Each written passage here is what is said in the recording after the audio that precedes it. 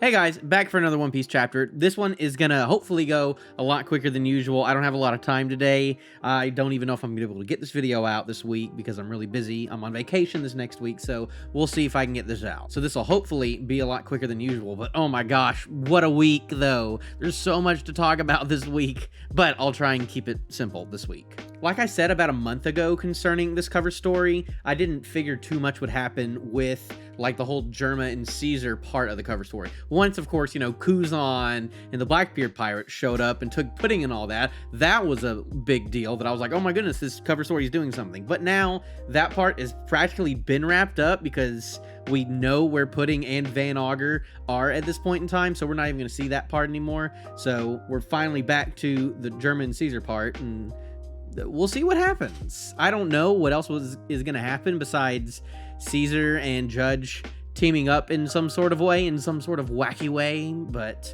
we're going to have to see what this comes to. But hopefully this'll... I'm wondering if this will actually come up in this arc right now, because these are two big scientists that used to work with Vegapunk, and boy howdy, we got a lot to talk about with Vegapunk. So this is a big bombshell of a chapter with a lot of character stuff. I know last week and kind of in this week we got a lot of big lore stuff about the ancient kingdom and all that, and that's really cool, but I'm always more interested in what's going on with the characters, what their backstories and motivations are, and the things they've experienced. That's the type of stuff that I like about One Piece. So a chapter like this is just like, these are the chapters that I really like the most. Not like necessarily like lore and history stuff, but just like getting to know these characters that we've known about for forever. We're finally learning like a little bit more about them. And plus we're getting stuff about Ohara, which was, you know, Enies Lobby is my favorite arc. So, you know, getting more of that, getting more of the stuff from the Robin backstory is so good. So we're finally seeing more of Vegapunk, and or at least Shaka's part. Shaka's supposed to be the good part, so this kind of makes sense that we're getting it from him. But it's pretty much safe to say that he's not a bad guy. He's not like super in on being a part of the world government or anything. From what we've seen so far from this chapter, Vegapunk seems like a pretty nice guy that cares about, you know, knowing history and for the goodness in the world. I don't know. He doesn't seem that evil. He's not like an evil mad scientist like Caesar and Judge were, or Queen as well. You know, he's definitely, from what we've seen this chapter, he's more of a good guy. This part right here, this part of the chapter right here, where he's telling everyone all this crazy knowledge about the ancient kingdom, and he's like, oh yeah, people know this. They usually get, you know, ousted.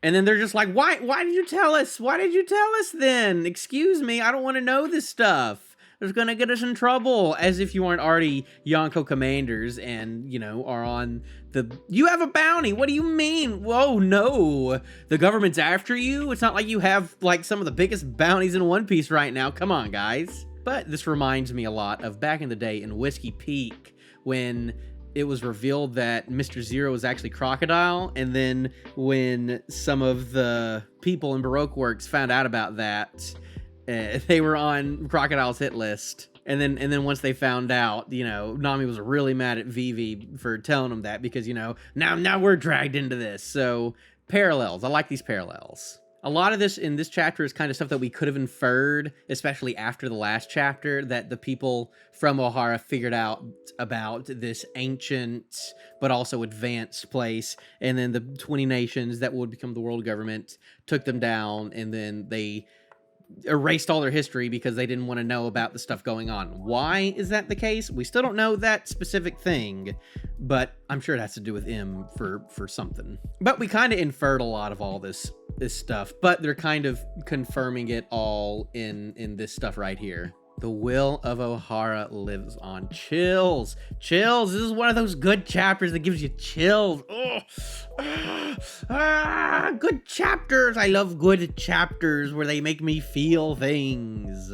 We even get to learn new stuff about Professor Clover. It's just like, you know, we find out that Clover was an adventurer at this point in time. Did we need to know that? No, but it's just cool, you know? He had his own little, he was a pirate practically, you know, just going on adventures. Look at his little face. It's epic. And then, like, who thought that this character, you know, we knew he was important back during the actual flashback, but who would have thought that he would be important now? Man, Vegapunk be looking like a Dr. Seuss character with that head of his right there. I do declare.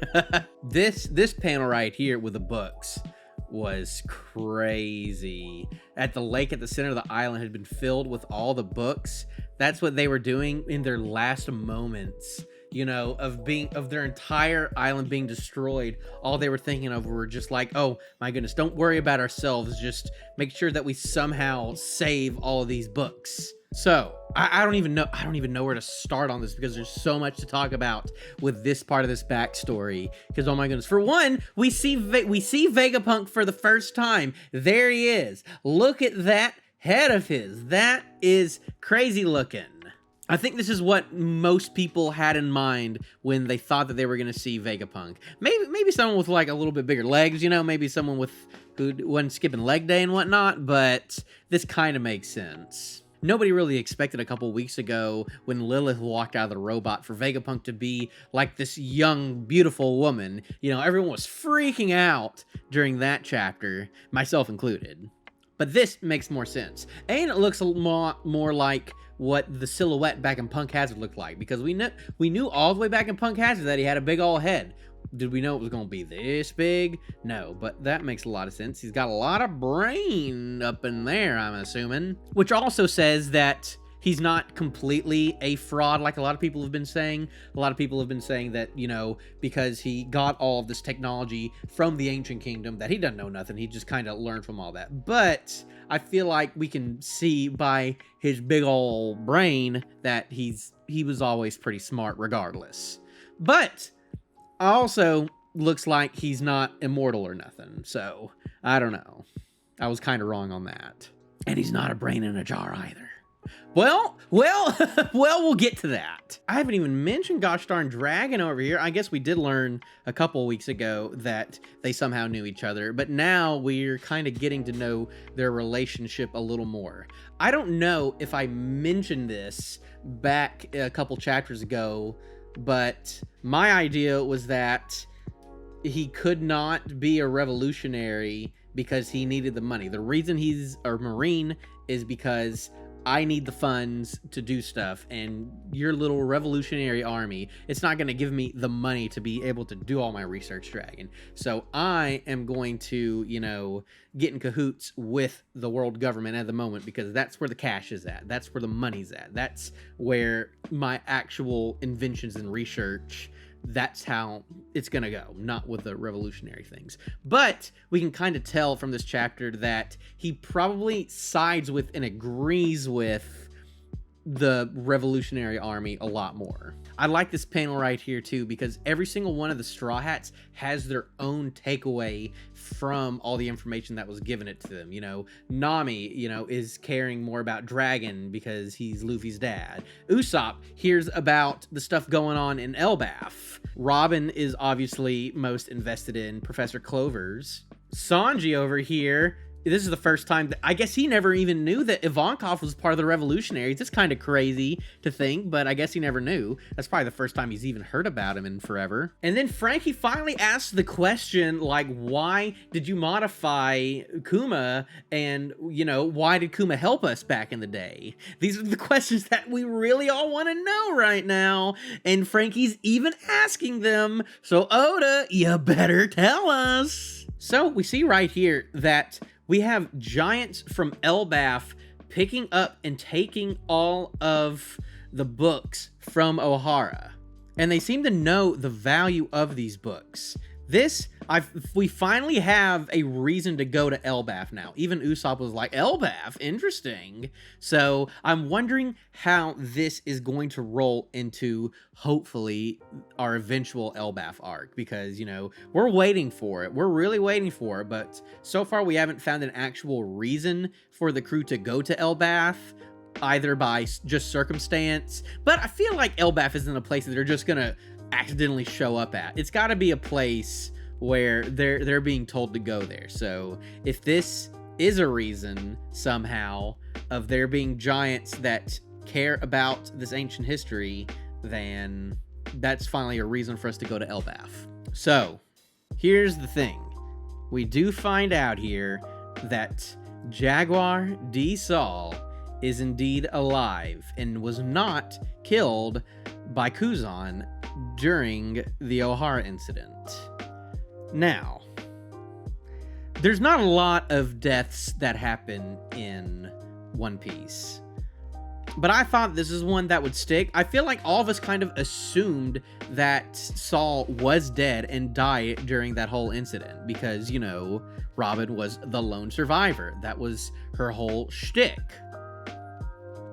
So I'm still kind of, you know, iffy on the fact that Jaguar D. Saul is actually alive right now. In retrospect, it was done by Aokiji, which we know is one of the better Marines at least. He obviously at least helped Robin escape, so maybe he went a little easy on Saul. And plus, all we saw was Saul freezing. And we've seen so many people freeze, you know? We saw Doflamingo freeze. We saw Luffy freeze. We saw Robin freeze. You know? We saw so many people freeze in Marineford, too. So, it's not out of the question that he could just, like, just get out of it. He's a big guy.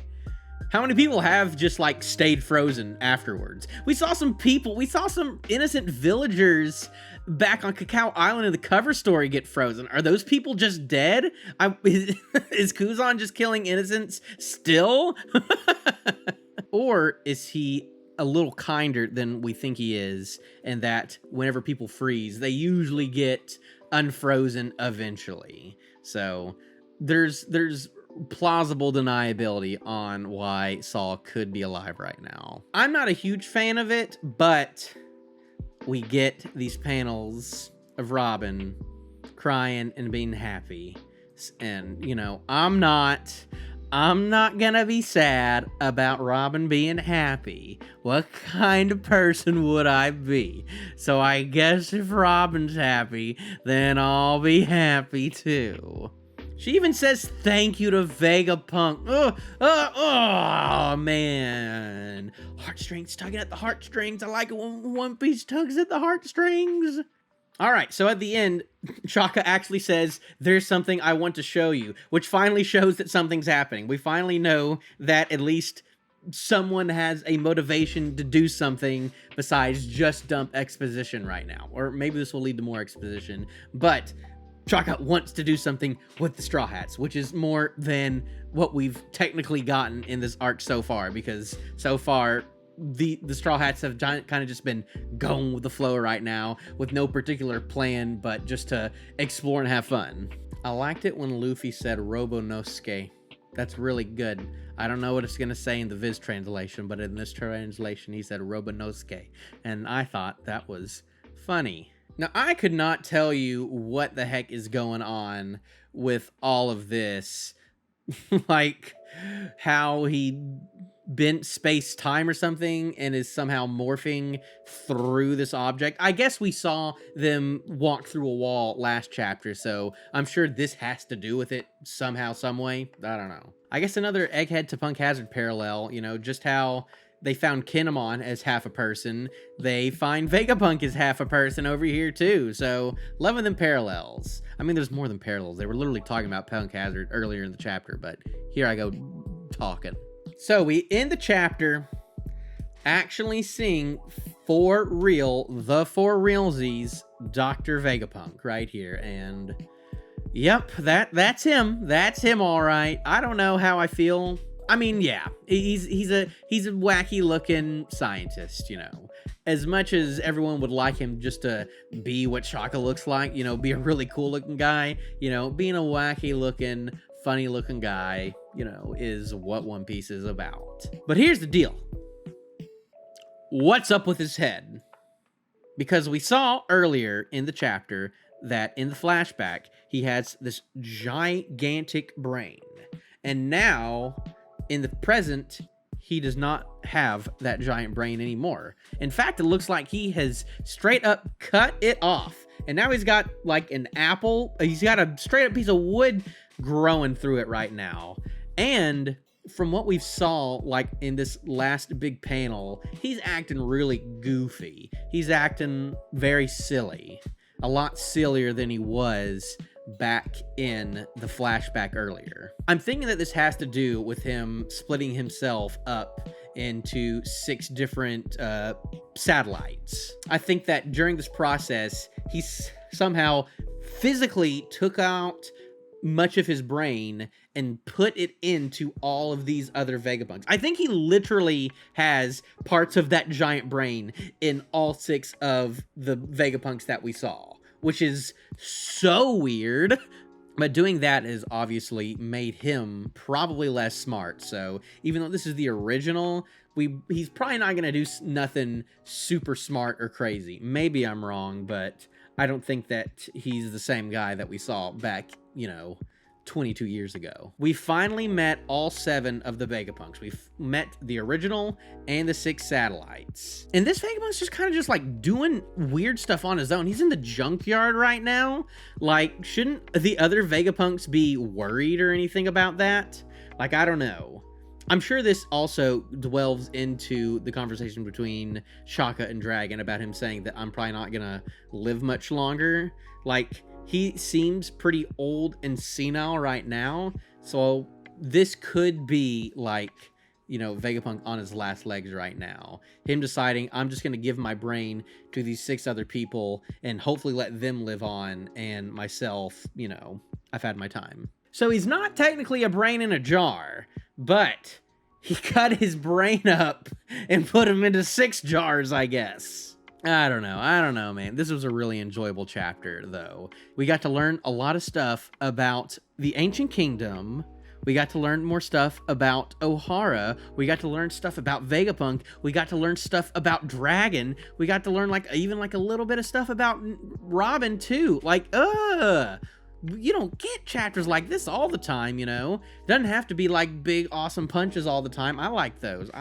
We don't need them all the time, though. This is perfect.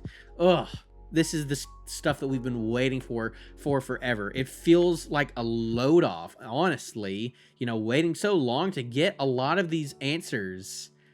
And we're getting so many just in this one chapter. It's great. It's great. I'll see how busy I am next week. If I'm not able to get the next one out next week, I may have another gaming video to put out instead. So maybe catch out for one of those 2, and maybe a Film Red video eventually, but I still have to make that. I liked Film Red, by the way. I have some things to say about that. I need to make a video on it, but haven't had time yet. I'm going to be on vacation this next week, so we'll see how all of my schedule and stuff works out with that. So in the meantime, I will see y'all later. I do declare, y'all have a good one.